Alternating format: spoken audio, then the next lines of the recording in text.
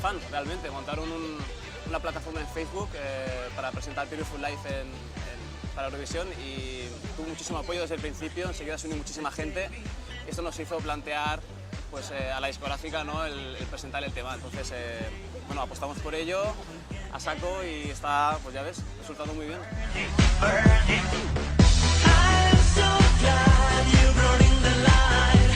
De hecho es el único tema de mi disco que es en inglés, pero le hemos hecho una pequeña adaptación en el estribillo y un guiño a la cultura española con una guitarra española que hemos metido.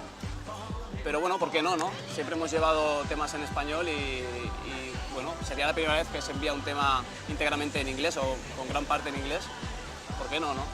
No, está claro que si llegamos a Oslo vamos a llevar algo muy bueno, algo que realmente impacte en Europa. Creemos que el tema tiene un sonido muy internacional que puede hacer algo muy bonito ahí y llegar al corazón de los europeos.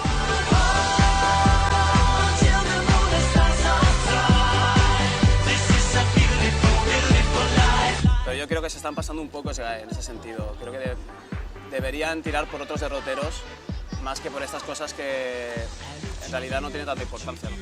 A ver, partiendo de que el Festival de Eurovisión es el espectáculo más grande que se puede hacer ahora mismo a nivel planetario, ¿no? Y hay mucha gente que se presenta, que llevan una carrera artística detrás, que se están curando una carrera, ¿no? como cantantes, como intérpretes. Y yo creo que vengan personas que no son cantantes, ¿no? Como puede ser Carmele, que es una periodista. Partiendo de que realmente cualquier persona puede presentarse a Eurovisión con cualquier tema, yo creo que el problema no está en la persona que se presenta, sino en la gente que lo está votando, ¿no? Oh, la vida no es igual sin ti. This is a beautiful life. Pues deciros que, antes de todo, agradecer a todo el mundo que me está apoyando desde el principio, con vuestros votos, muchísimas gracias. Y invitaros, que quedan muy pocos días ya de votación, quedan 4 para apoyar mi candidatura con Beautiful Life. Espero que os guste mucho y que podamos hacer la gala y, si Dios quiere, pues llegar hasta Oslo.